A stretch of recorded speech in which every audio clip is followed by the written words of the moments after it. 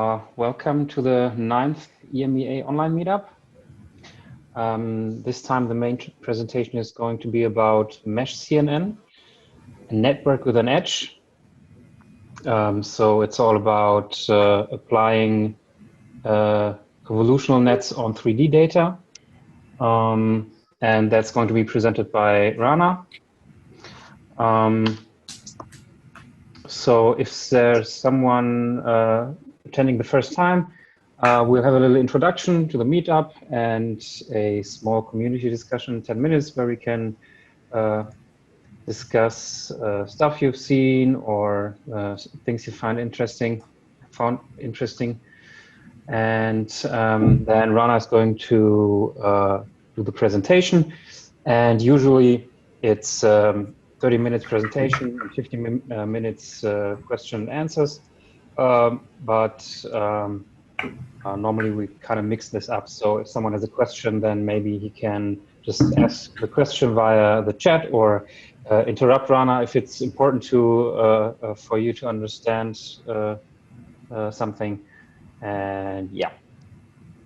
Okay, so for the next meetup, we are still looking for a presenter. So if you want to present a paper or propose a tech special, we recently did some pretty nice tech specials, for example, on Docker or on kind of general tools. And so if you want to present something here, then just reach out to me or Christian.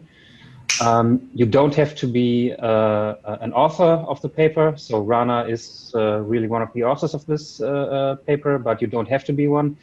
If you want to just read through a paper and you don't have to be an expert, just read through a paper and present it to others. You don't have to be an expert. Yeah, at the moment there is a study group progressing on full stack deep learning. Someone from the audience attending this study group? I'm not attending.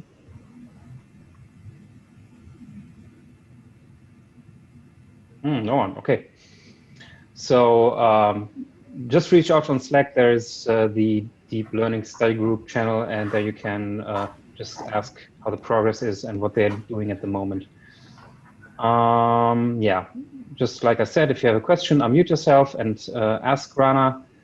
Or if you have a question some other time, just submit it via the Zoom chat. And I'm sure that Rana will also answer questions when you want to ask her after the presentation via Slack or LinkedIn or wherever. Yeah.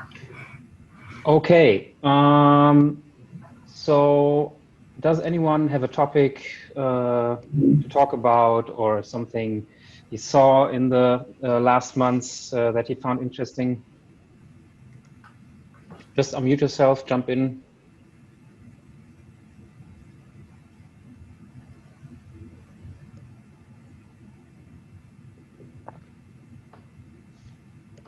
I do have one or two things, like always. I found this paper very interesting. This is a paper where the authors showed that the convolutional networks we use for image classification or image tasks are heavily relying on texture and not on the shape of objects.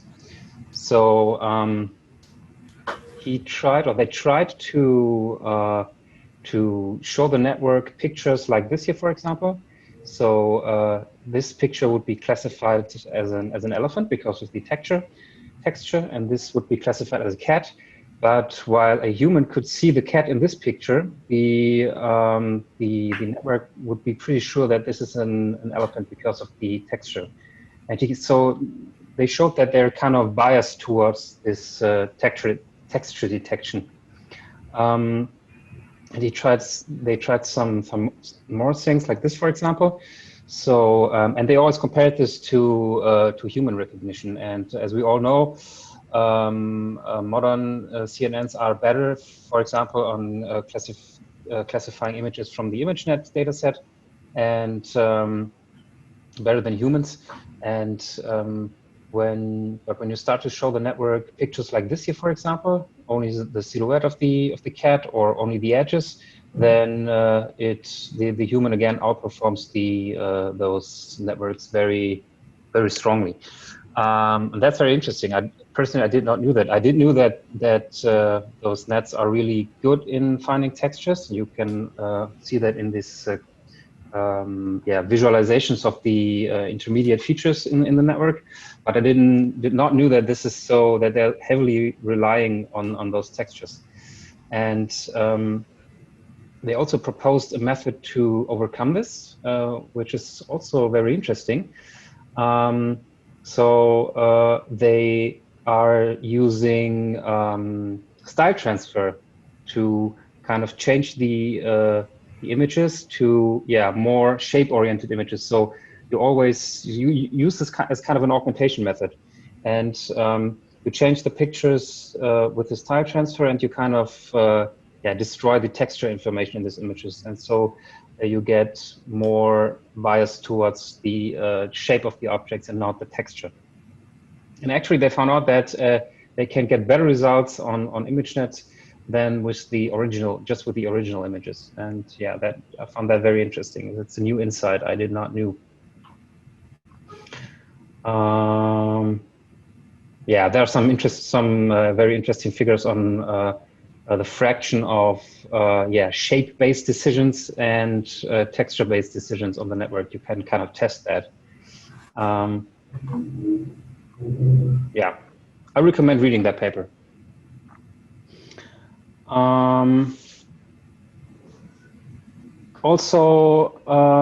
This one was very interesting, I think. The Open Image V5 dataset released by Google. And they added an enormous amount of new segmentation masks for images. 2.8 million object instances. That's really, really a lot. So for anyone doing object segmentation, this could be interesting. I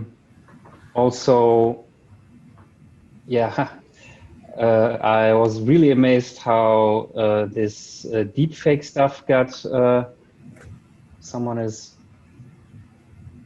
Do you guys hear the music in the background?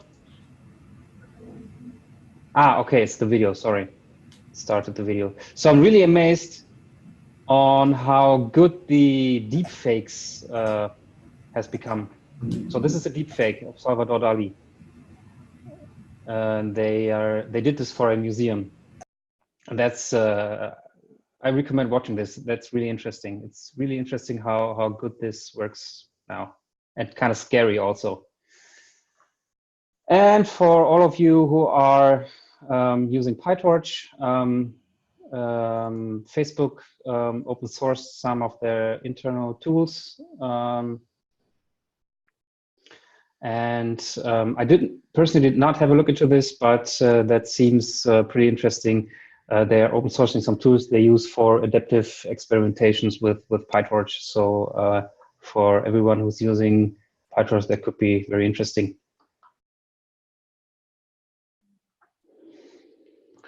Okay, are there any questions so far, or anything you want to discuss?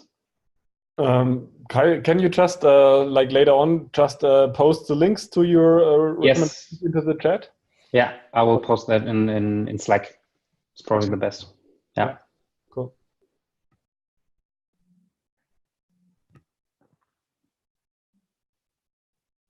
Okay. So if there are no more points, then I would stop sharing my screen. And Rana, if you're ready, you can click the share button in the Zoom chat and start with the main presentation. Okay, let's see.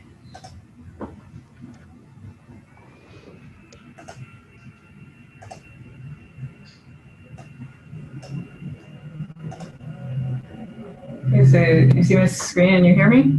Yes. Great. Okay, so yeah, if anyone wants to interrupt, so that's fine with me. Awesome. Okay, so yeah, I'm Rana. I'm a PhD student at Tel Aviv University, and I'll be talking about our work, MeshCNN, which was accepted recently to SIGGRAPH. I'll be presenting it next month. So just sort of as an intro, right? Convolutional neural networks work really well on images for tasks like classification and segmentation. And the reason that they work so well is they have convolution and pooling layers, which lead to this robust framework. And so images are densely and uniformly sampled on a grid. So and what that means is that in evenly spaced intervals, we have a pixel with a RGB value, and that makes it sort of trivial to apply convolution and pooling for CNNs. But our world is 3D. Everything is like complex geometries around us, you know, the tables and chairs, and so many different industries, like from robotics to autonomous vehicles and medical industries and 3D printing, are interested in doing what's called 3D deep learning. So in 3D deep learning, we also train neural networks to classify and segment 3D shapes. The problem is that the shapes are irregular, so like applying convolution and pooling is not necessarily so straightforward. So sort of in a nutshell, what's happened with 3D deep learning, I obviously can't talk about everything, but on the left-hand side is sort of the first works which try to do 3D deep learning, not directly on the shapes, but converting to more like regular representations. So the first types of works are multiview works. So they take a 3D object and they image it from many different views, and then they pass it through parallel convolutional neural network and classify the shape. Another type of approach, like a volumetric approach, takes the 3D shape and converts it to what's called voxels or volume. So you can see there's like a 3x3 grid here, where every single cell is 0 or 1, like or occupied or not occupied. And so this is like really computationally expensive, because you have a lot of convolutions that are applied in 3D space, which is like empty convolutions, and the resolution is really poor. So I think almost all the new works are in the class on the right-hand side, which are direct approaches. So there's been some works on like manifolds, which essentially like look at like these local descriptors on each, like on people, like things that can move, not like static man-made objects. And we'll try to learn some type of descriptor which will be invariant to like different motions of people. So if people are like sitting or standing, they'll have the same the same feature vector. Then there's been a lot of works on like what's called graph convolutional neural networks, and that's probably the closest type of work to our work. These works are usually like showing problems on like genetic data or social networks, like like sort of general graphs, not necessarily like specific to 3D. And the last type of works are on point clouds. So the point cloud representation is just a list of 3D coordinates in space. And the idea behind a point cloud is you generally sort of sample the shape like relatively uniformly all over the entire shape. And that's how sort of we can get some type of understanding of the shape structure, right? So this is obviously very sparse and irregular. And so there's been a lot of works to sort of develop irregular operators for point clouds. So point clouds are great, but in this work, we want to develop irregular operators for meshes.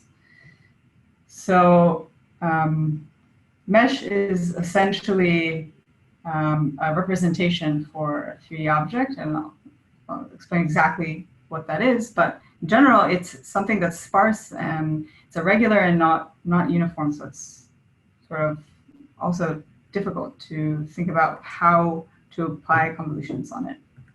So what is a mesh? It's essentially a list of vertices, 3D coordinates in space, and faces.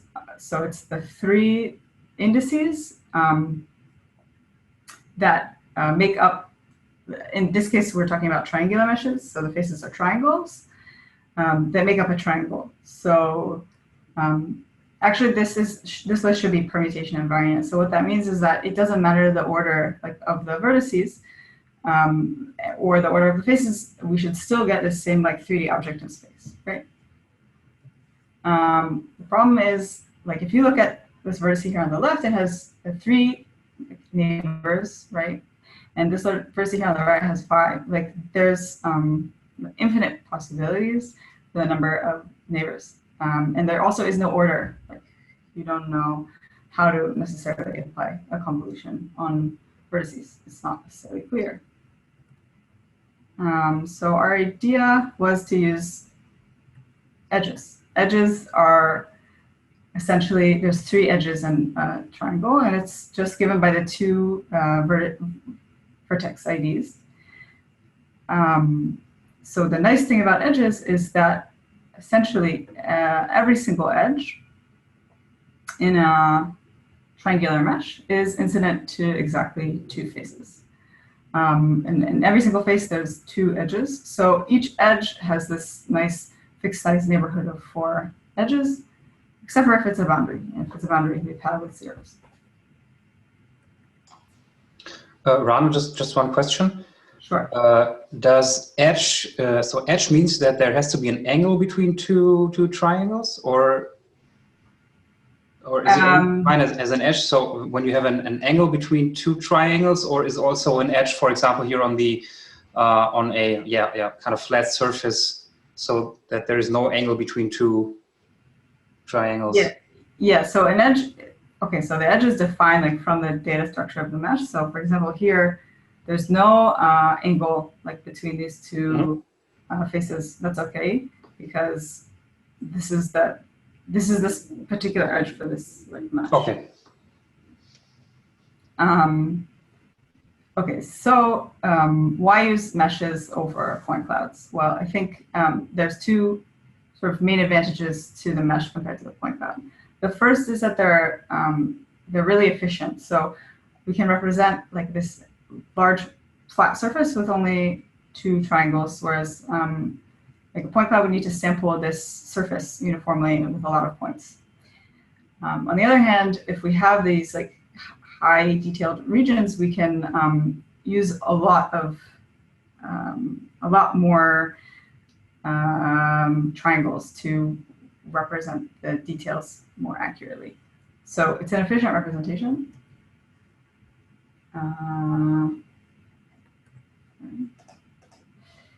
And it also explicitly contains the surface information. So for example, if you were to sample this with a point cloud, you might not necessarily know which points belong to the left versus the right camel joint. But with a mesh, you actually, if you look at the point here versus here, you can see that the distance on the surface is very large. So you can easily separate the difference between the left and the right camel joints, which is through what's called geodesic distance, or the distance on the surface. Okay, so now that you understand why meshes are awesome, now you can see that we want to build a convolutional neural network directly on the mesh. And so we need to develop some sort of irregular operators to do that. Okay, so in our work, edges are sort of like pixels and images. With pixels and images, every pixel just starts with an RGB value.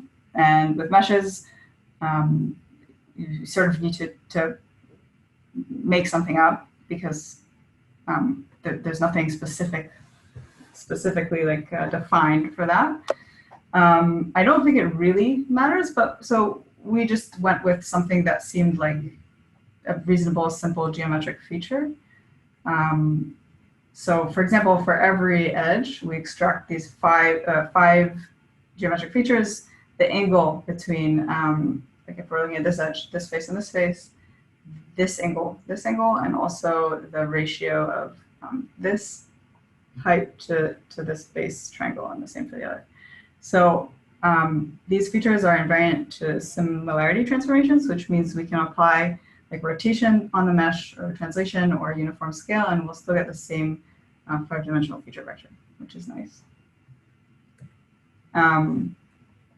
Okay, so just refresher, how does convolution work in images? If we have this blue input image and this gray 3x3 kernel, it's a dot product, which is an element-wise multiplication, summation of the kernel and the spatial support in the image, and out comes this feature activation map, right? And so the reason that this is easy for us to do is because there's a consistent number of, like, there's always 9 pixels, and there's always a consistent order that we can apply the dot product with. So actually, this reminds me of the work that was presented earlier. This convolution really aggregates a lot of local information about the image into like these feature activations, and that's what makes the CNNs work so well. So we want to do the same thing for meshes. Okay, so we start looking at every single edge, like I said before, has 4 what's called one-ring neighbors. So each edge, right? So E is an edge with a feature vector. It starts out as a 5-dimensional feature vector, but we're going to learn convolutional filters, and so it's going to grow in size. And we want to apply a convolutional filter on the edge E feature vectors and the 4 neighboring edge feature vectors. So the problem is we don't necessarily want to be sensitive to like the initial ordering of the vertices or faces. And so we want to define a way to apply the convolution in a consistent way. So in meshes, there's something called face, direction of the face, like the normal direction, which is each face is ordered counterclockwise. So every single face has an order. The problem is we don't necessarily know which face to start with. Like that is ambiguous. So the solution is we can, essentially we know if we started at edge E and we wanted to look at the 4 neighbors, we could either start with A or C, right? These 2 pairs are ambiguous. And the next feature could either be, like, if it was A, so it would be B, and if it was C, the next feature would be D. So the blue pairs and the red pairs are ambiguous with each other. So what we do is we build, instead of applying the convolution directly on the features of A, for example, we apply it on the features of A plus C. So A plus C element-wise, right? So all the features in edge A and all the features in edge C, element-wise added together, we get a new symmetric feature, which doesn't care if it's A plus C or C plus A. And we do the same thing with the subtraction and absolute value. So we build basically from these 4 neighboring edges, 4 symmetric features, which are invariant to the order, the original order of the mesh. So, okay, just to summarize everything that I said so far, we have a mesh. We go through the list of edges. We extract some simple geometric features, 5-dimensional feature. For every single edge, we look at the one ring neighbors and the normal direction, and we use that to build a convolution, which is invariant. And we learn a certain number of filters, we apply it on the edge, and we continue this process, right? Now we started with 5-dimensional feature vector for each edge, and now we have k-dimensional, and we can continue learning filters. Okay, I hope that was clear. It's very interesting that it works so well on this geometric features, because it's not intuitive, because I mean those convolutions applied to those kernels applied to images, and yeah, kind of those trained cascade of filters that kind of intuitively makes sense. It's very interesting that it also works on this kind of features, geometric features of the triangles. Yeah, so I mean, like some people, I think, will take images and convert them to like HSV color space or some other color space, and then maybe like convolutional filters. And so, I don't know, maybe it will give some very small boost in performance or something. But like I think most people really focus on the architecture of the network and say that the network will learn the important features, and it doesn't really matter what I use as an input. The network will like learn some abstract representation, which is like invariant to sort of like whatever is happening in the input. So I think the idea here was to show something similar, that like for meshes, we don't necessarily need to extract these very complex and high dimensional features that maybe are very like powerful and descriptive. Like instead we want the network to learn like what's powerful and descriptive, and we just input something really simple. Yeah.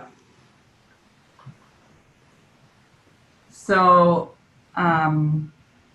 okay, so in images, we do like some type of pooling, and pooling is sort of the way it's defined right now and used right now, works for regular images, but it's not necessarily clear how to do it for irregular structures like the mesh. So we sort of define a general definition of pooling, and then we say that image pooling is sort of a special case of that, and our mesh pooling is a special case of that. So the three sort of core operations of pooling are, first we define the pooling region. So in the case of this example here, the pooling region is given by this 2x2 filter. And then in the next step, we merge the features in each pooling region. So if we take the max pooling, and then we need to redefine the adjacencies. So in images, this is sort of trivial because, you know, this 7 and this 9 are far away, right? And this before the max pooling, now after the max pooling, in the new like image grid, they're neighbors, right? And we don't need to explicitly define anything. With the meshes, we need to redefine. The reason this is important is because it makes the network learn a stronger and more robust representation. Okay, so the inspiration for our pooling, for mesh pooling, is taken from the classic technique in computer graphics, which is called mesh simplification. Mesh simplification is essentially, the goal is to reduce the number of mesh elements, but we want to still preserve the overall like original shapes. So the way it's done is what's called edge collapse. Okay, there's several ways to do it, but by far the most popular way is called edge collapse. Edge collapse essentially iterates over all the edges and removes the edge that will create the least distortion to the overall shape. So the way that works is, let's say we want to delete this red edge. So this red edge will collapse to a single point, and the two edges on in this space will collapse to a single edge, and the two edges on this bottom face will collapse to a single edge. So in one edge collapse, there's 3 edges removed. So we want to, instead of having a geometric edge collapse, we wanted to have the network run the edge collapse. And this is interesting for a couple of reasons. First of all, it allows us to visualize what the network learned, like what the network decided was important, which edges to delete, which gives us some cues about how robust the model really is. There's been like some works on like adversarial attacks and model interpretability. So like we think this is interesting because we can sort of see like what the network learned. And also, of course, as I said before, pooling allows the network to strengthen the features that I learned. And yeah, so the way it works is essentially we want to delete edges with the smallest feature activations. What that means is for every single edge in the mesh, we look at the feature with the edge which has the feature with a minimum norm. We compute the norm for every single edge feature activation, and the minimum one is the one we decide to delete. So the deletion has basically 2 main steps. The first is to aggregate the features. So in this case, if we delete this edge, so the edge A, B, and E are averaged element-wise, and we get a new feature, edge feature P. And the same for this triangle at the bottom. And then we need to update the mesh, because now we have a different mesh. So the way that works is a little animation here. So you can see that like the edge here, for example, now it has like new adjacencies for the next convolution. So we need to update the mesh data structures in order to get those new convolutional neighbors. We also developed a unpooling layer, which is pretty much the same as how it's done in images, with like a couple small changes, which are minor, but the main idea is the same main idea. Basically, we restore, so we sort of remember what the topology was before the pooling. With image unpooling, you sort of remember the indices of the maps, and then you give that to the unpooling layer. Here we remember the topology, like what was before the pooling layer, and then we restore that completely, and then we need to create these unpooled features. So in images, usually it's padded with zeros. We sort of thought it was more, it made more sense to have like a weighted average of what was in the pooled feature vector, but I don't know that it makes that much of a difference, because afterwards comes convolution. So one idea that I mentioned before is that because the network is choosing which edges to delete, essentially based on their feature activations, if we train, for instance, a network to classify whether bases have handles versus another one whether it has a neck, so the simplifications, like the mesh poolings, will look different. So this is just like a visualization of what that might look like. So in this top example, like the handles, most of the handles are left, and in this bottom example, like mostly the neck is left. Okay, so I'll just show a couple applications. Of course, there's like more information in the paper, but we essentially take the convolution and pooling layers, we put them together sequentially, and in between we have like nonlinear activation, like ReLU, and normalization layers. So we're using batch norm and group norm. And then depending on the task, so if the task is classification, we need to apply what's called like, this was originally proposed in the point network. So they have a list of points and we have a list of edges. So in order to be invariant to the order of the global order of the edges, we apply this global symmetric function, which essentially is a max or an average across like each feature activation of all the edges. So for every single, like for the first feature and all the edges, we take the average or the max. And then we can apply like fully connected layers and then do like cross entropy to classify. With segmentation, it's fully convolutional, so there's no fully connected layers. We have, after the pooling, we have some unpooling layers. We do like a sort of a U-net type architecture. And then in segmentation, we classify the probability of that edge belonging to a particular segmentation class. And in the classification, we're obviously classifying what's the overall class of the shape. So in the interest of time, I'm going to skip over this. It's not so interesting.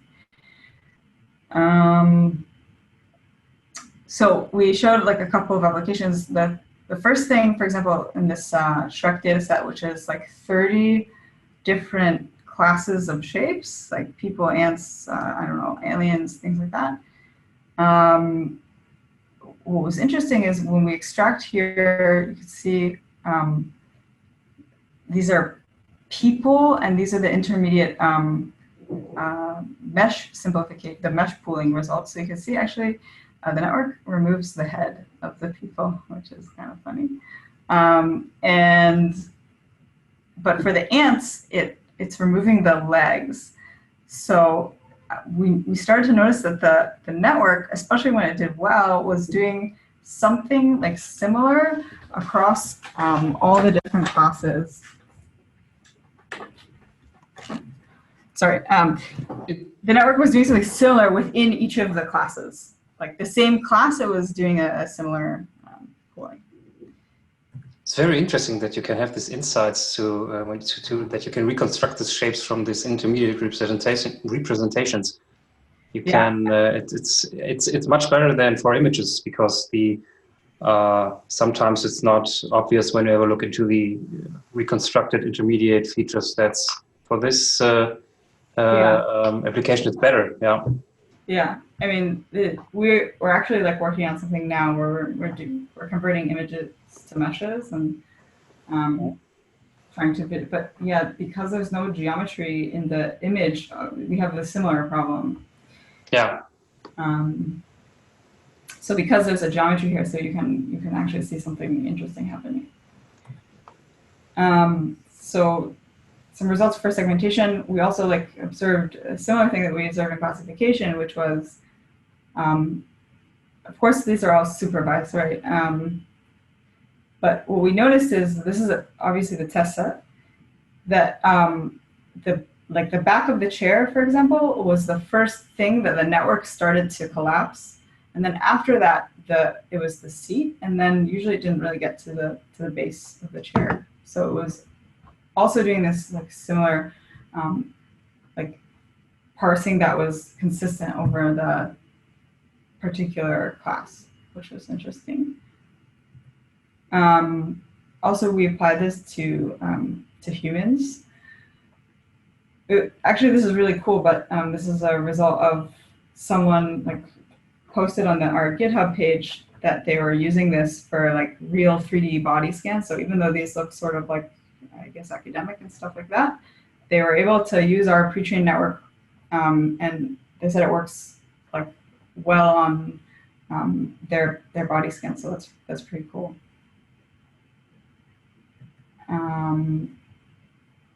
Yeah, I don't have that much time left, so maybe I'll skip over this. But the general idea here was that we built a specific data set in order to sort of like, okay, so in the previous data sets, we didn't think the problems were necessarily emphasizing this, like the power of what meshes can really show, or what meshes can do. So like in this data set, what we did is we engraved like these simple shapes into cubes, like, and there's 23 different classes of shapes. So the heart is one class and apple is another.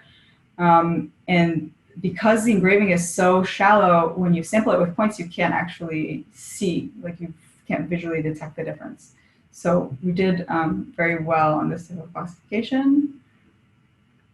And these are some of the intermediate like simplifications. So you can see that like mostly the background edges are being like removed, and most of the inside of the icon is being preserved.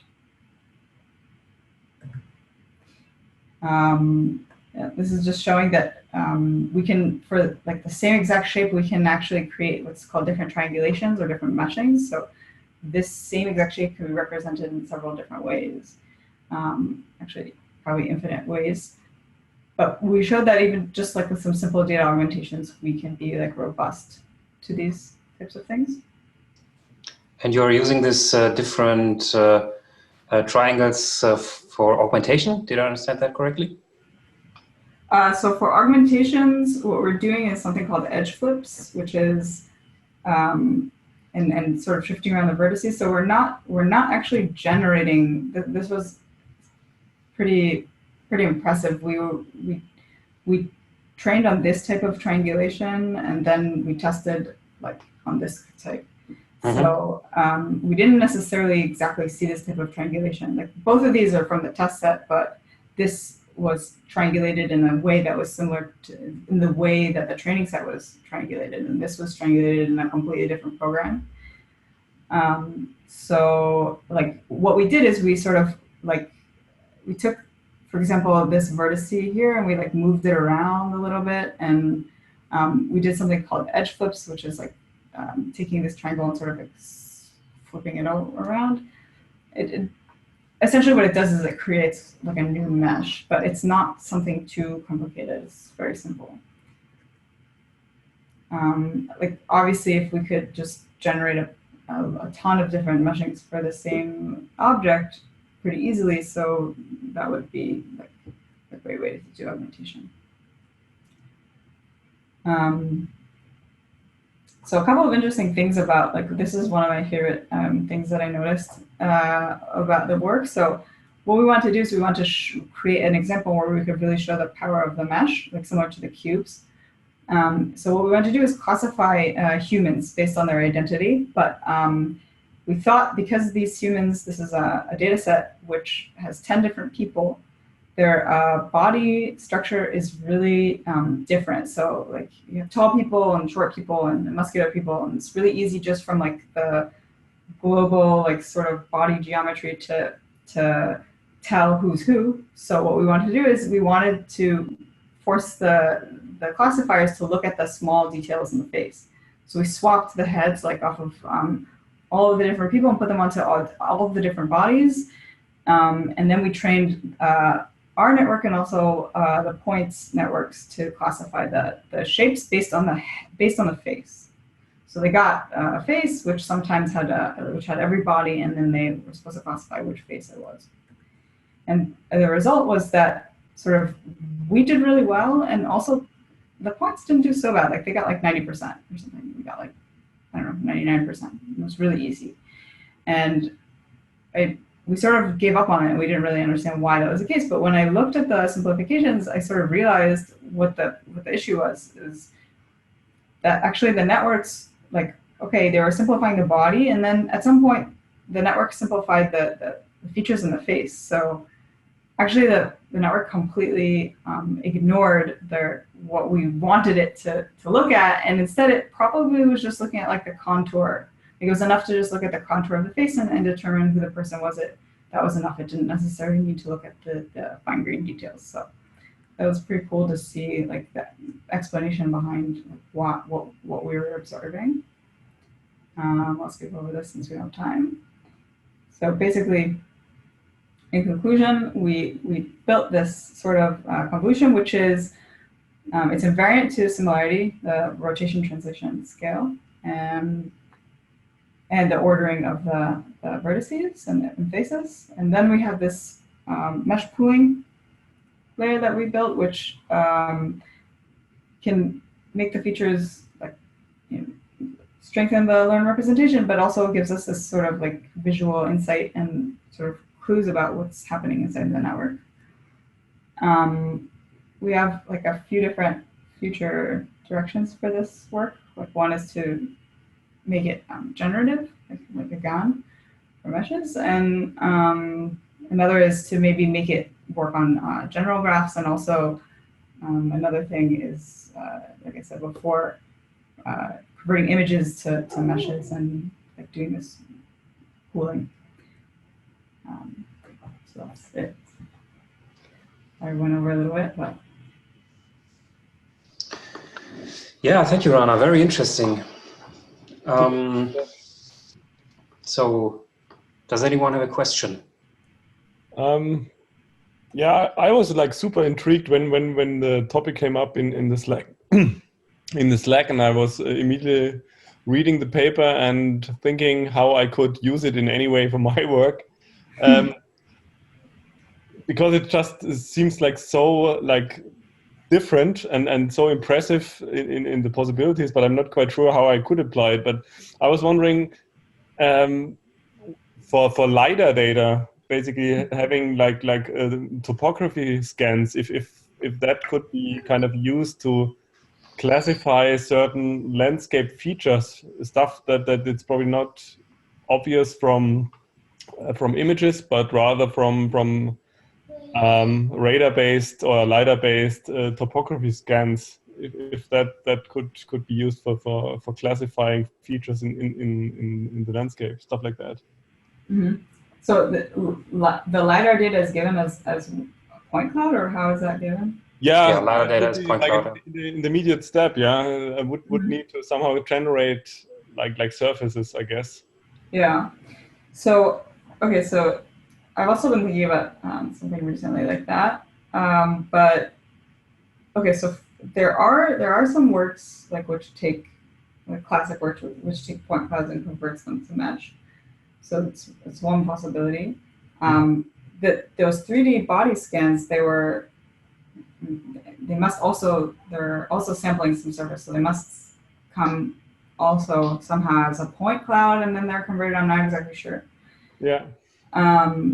So I think it could work. I think if like also the LiDAR, I mean, it's been sort of a while since I thought about LiDARs, but I think that they also they give you a signal in terms of the phase, like the angle of the surface, right? Like that they bounced off of. I think there might be some more information other than just like there's a point at this distance. Yeah, I think so too. I'm no expert in this field at all. Mostly doing like optical remote sensing stuff, but you have different phases also for the SAR radar satellite data and stuff like that. So maybe if one finds an intermediate step that could work, that would be interesting. Yeah. Yeah. Well, I'm also not a 3D expert, but I guess you can make some simplifications and some assumptions when you do something like a body scan. So you can assume that this is one surface from the body, and if you really want to do landscape classification, it's probably hard to tell the different surfaces apart. Yeah, I think you basically have to do some kind of spatial smoothing, right? So neighborhood lookups, that it's kind of continuous, or you assume it's kind of continuous in places, can't bounce around wildly. But yeah, thanks again, Rana, for this super interesting talk. Super cool paper. Thanks. So one of the most interesting and most cool parts was that you can have look into this all those intermediate points, and I mean. You said it yourself that you found out why the classification for the face did not work. Yeah. We also think this is like sort of, I mean, in general, I feel like with networks, like actually the first paper that was presented as well, you can see that it's like we don't really understand why CNNs are working the way they work. Yeah. And like you could.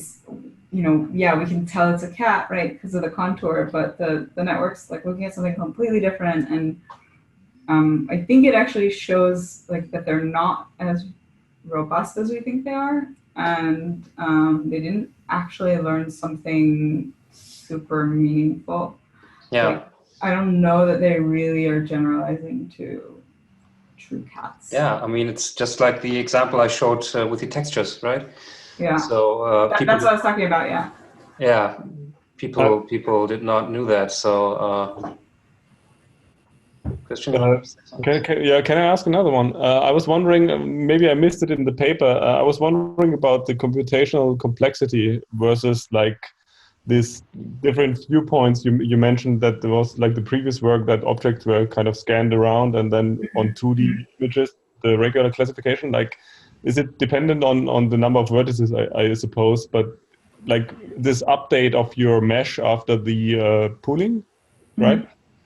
Is that like a huge computational draw on the overall system, or is like is so magnitude slower than, or just a ballpark number?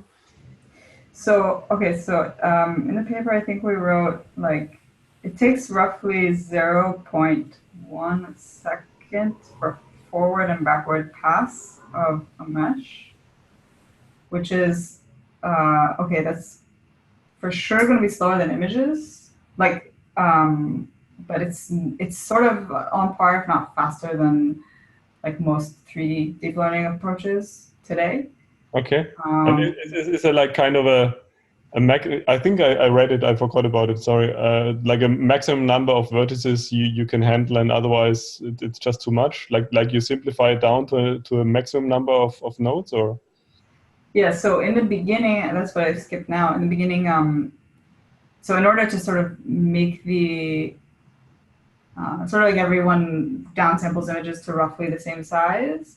So we downsample the meshes to like roughly the same size, like a couple of thousand of edges. Okay. And yeah, it doesn't need to be exact because our pooling layer can handle like different resolutions. But yeah, so the convolution itself is just as fast as regular image convolution. The pooling is like, yeah, that's the bottleneck of the speed because it's a sequential operation. Right. Like we're looking at the smallest edge, collapsing it and continuing. So there's definitely like room for potentially like optimizing that aspect. Okay, thanks. Yeah, you're right. I did not realize that, but the pooling operation it's not parallel. Yeah. So we did like a couple of things to make it work pretty fast. Like instead of every single collapse, instead of collapsing the edge and then updating all the data structures each time, so we just only update the data structures once at the end of every pooling layer. So it's a bit faster than sort of a true iterative like approach, but yeah, it could definitely be done like faster.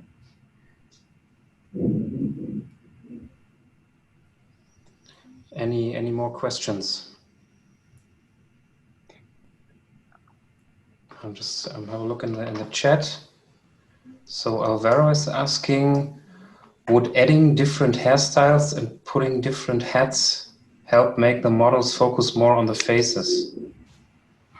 I don't think that you could include hairstyles. Well, okay, I guess I stopped there. I don't know. Okay, here. So, like, basically, the network was learning to ignore everything that wasn't important to it. So, in this case, it ignored the entire body and the eyes and the nose, and really just cared about this part. So I think, like, if you add a hat, it would just ignore that as well. Yeah.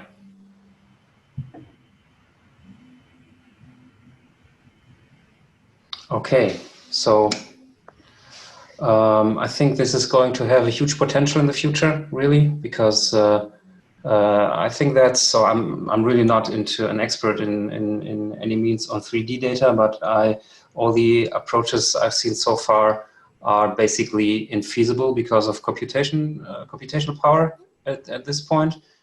And I think this is a very interesting step forward in this direction. Do you see any applications for computer tomography data, for example? So I'm not an expert on medical stuff. I think the way CT works is it like it scans slices, right, of something, and it rebuilds the volume. Yeah. But I don't. Yeah. So I don't know. I mean, certainly, if you can convert the volume to mesh, which is actually pretty straightforward. That's easier than a point cloud to convert. And I guess the resolution there is pretty good. So yeah, I guess like it could work pretty well. Obviously, right now these are supervised tasks, so I need like training data and stuff like that. But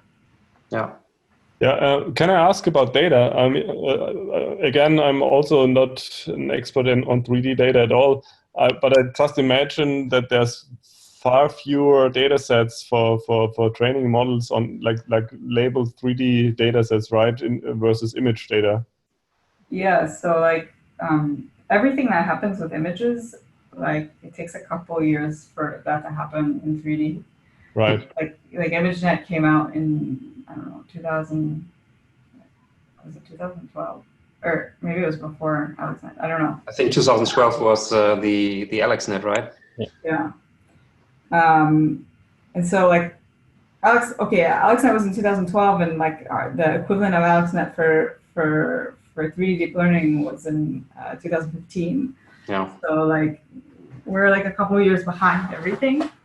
So also the data sets, like we have less data sets, and the data sets that we have less like labeled data, but it's also growing. There's like a bunch of like 3D Warehouse and ShapeNet and Stanford are like building these like huge repositories, and now something like very, very recently just came out called the ABCD dataset, which is like millions of like small parts that are related to like 3D printing.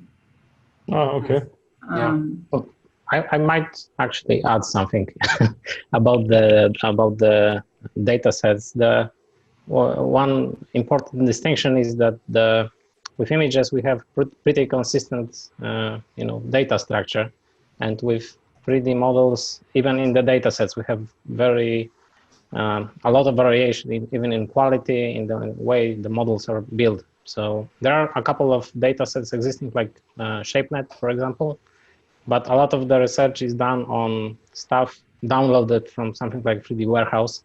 And this is, just people, sometimes someone like just using Blender for the first time, and sometimes you have someone who is doing a very nice watertight 3D model for printing, and sometimes it's, just a cube with a few spheres. So that's another reason why the research is quite difficult, that you have so much added complexity and variation in the data. So and the number of models in a certain category is also smaller. It's easy to get millions of photos of cats from the internet. It's not as easy to get even thousands of models of different cats. That's what I was wondering, if there's any kind of driver, like for images, it's obviously the big search engines that are kind of auto-generating these huge data sets or kind of harvesting this information. If there's anything similar or on the horizon for 3D stuff, but your 3D printing kind of makes sense, that there's repositories for that. There is, but there are like so much different industries that use 3D data, and these results, there are some places where you can find 3D models created with photogrammetry, for example. So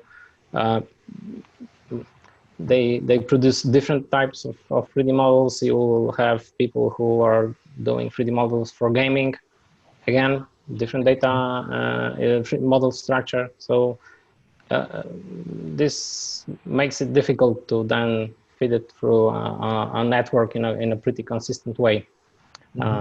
So it's like, whatever you put in the network, the results may vary. Yeah. Yeah, cool. Yeah, interesting. And Rana, one last question from my side. Are you coming from the field of computer graphics and 3D imaging, or from the field of deep learning? So I guess I started originally doing computer vision before deep learning. Okay. And then sort of deep learning caught on. But I was doing like classic machine learning too, right, with computer vision. And so, yeah, I originally started out doing images and just regular machine learning, and then images with deep learning, and then I went to 3D. Okay, interesting. Yeah, it's I always like it when people do this kind of foundational work on this stuff, because I know it's much harder. Yeah, I mean, like I always thought 3D was really cool. So yeah, it is. Absolutely, it is. But I mean, when you do something, fantastic slides for sure. They yeah, look really good. Yeah. But I mean, when you do something in for images, then it's so easy. You can choose from, I don't know, 100 different data sets to try your ideas and develop new stuff. And that's kind of, you have to do so much work for the foundation in order to do this. So yeah, that's really cool. yeah. I mean, like just even something as simple as like, presenting the results, right? Like it takes like a lot of time to like, display them, render them, Yeah. add, all this stuff. Now, and I guess when this work is going on, there will be more and more tools to help you doing that, right? Yeah, I hope so. So I have a question about your last slide about future work and generative models. Mm-hmm. What type of work were you considering with generative models, and could it be used for recreating 3D models from single view images? I've seen some work with voxels doing the same, so retrieving models from 2D image, or sometimes multiview data. Could this be used for recreating 3D models from images? Okay, so I'll say when I wrote generative models, I was thinking like GAN, like, I'm thinking about GANs, but like conditional GANs, for example, where you have. Yeah. So okay, so conditional. I mean, okay, that's like a personal thing that like a lot of people say a GAN when it's really just like a one-to-one match. It's really just a network, right? Like PsychoGAN is really just a network. But so in the case of like taking an image and then converting it to a shape, so I'm not sure, like, so MeshCNN works directly like on the 3D mesh. So I'm like, if the input is if the input is an image, I'm not. Not only image, but like conditional GANs, you have like two sources of data, and you produce to the image, so you can have something similar. The question is, can you combine like one source of 2D data with the generated model? Yeah, there's definitely a different way. Like I'm thinking of a couple of different ways right now to combine it with, okay, not necessarily images, but something else. But so when I wrote generative models here, I meant like maybe like from a noise vector, like generating, like having a actual mesh come out of some type of black box. So not necessarily conditioned like on some specific image, but just like sampling some noise distribution, and then like having some good meshes like come out of that black box. Does that answer your question? Yeah, there are, I think, some voxel guns. So it would be interesting to see it with your mesh gun.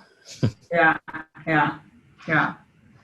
I think it's going to be hard because, like, much harder than MeshCNN because, like, really small inconsistencies with the with the angles of neighboring faces can make the mesh look really bad. So, like, yeah, I hope that. So you're talking more about stuff like variational autoencoders? So, okay, yeah, variational autoencoder is like one approach to generation, right? Like you have an input mesh and then you like collapse it to some vector and then decode that to the original mesh. And then like during inference, like I guess you can sample that latent space and get like different meshes at the output. But so yeah, that's one approach. Another approach is just like taking a random vector and then just like inputting it into a generator, which will generate a mesh, and then you have like a discriminator, which will like say if it's real or fake. So there's many different. We're thinking about like different ways to do it. I'm not exactly sure how we're going to do that, but it's sure going to be interesting. Yeah, it's going to be hard to. Yeah. Okay. If there are no more questions. Okay. So I think we can. Someone asked about the way to visualize CNN layers. Okay. Resort to some visualization techniques between the layers. Okay, I think if I understood correctly, okay, so when I showed these visualizations, this is like what's happening between the layers, but in terms of just the topology, like the mesh itself, but I'm not, well, it's sort of, I'm not specifically visualizing like which the actual feature activations like themselves, right? I guess that's what I think okay. He's talking about between the layers.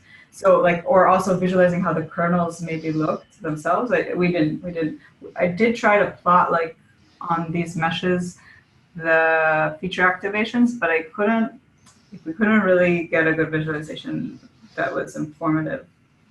Like it wasn't really so clear. Yeah. It was a bit confusing. So we thought this was simpler and more clear. So you just color coded the edges, or?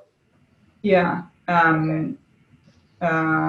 For segmentation, I think we did do something. Actually, I forgot that. We did color the edges in the segmentation in between to see the high value versus the low value feature activations. But it was pretty similar to what we saw with the simplifications, which was why we didn't include it. But I think if we had more time before the submission, I would have added it. But I didn't. Yeah. Okay. So if there are no questions, I think we'll close for now. Rana, thanks a lot. That was really very, very interesting. I'm really looking forward to see more work on 3D data. I think that's really going to be important in the future. And yeah, thanks everyone. And see you next time. Cool. Thanks for having me. Bye. Bye.